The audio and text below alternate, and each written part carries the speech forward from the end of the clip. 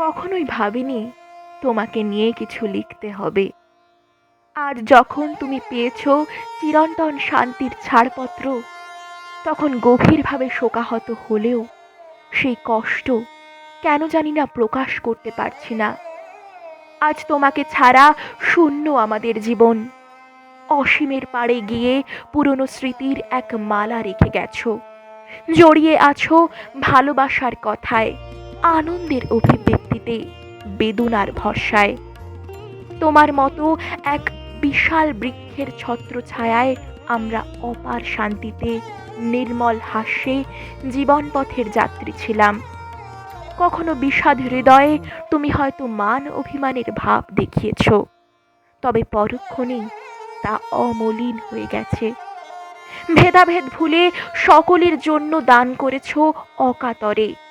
কত উত্থান পতনকে দেখেছ সামনে থেকে, তবু নির্বিকার ভাবে আমাদের আগলে রেখেছ সমস্ত ঝড় ঝঞ্ঝার থেকে।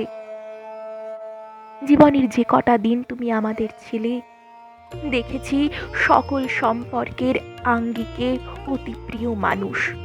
অনেক কঠিন সময়কে আক্লেশে বিদায় জানিয়েছ, অথচ আমাদের বুঝতেই দাওনি।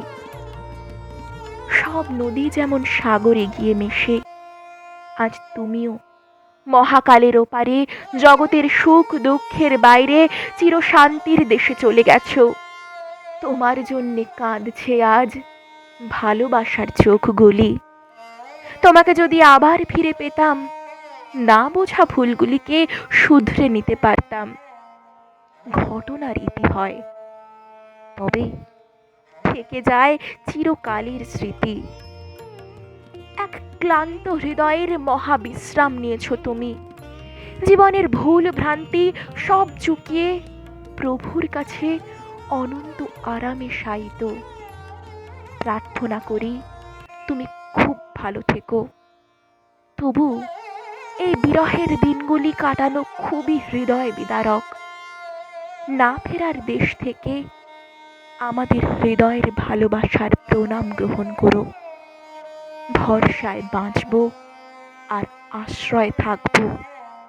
তোমার আশীর্বাদ ঘিরে রাখবে আমাদের আগামীর দিনগুলিতে।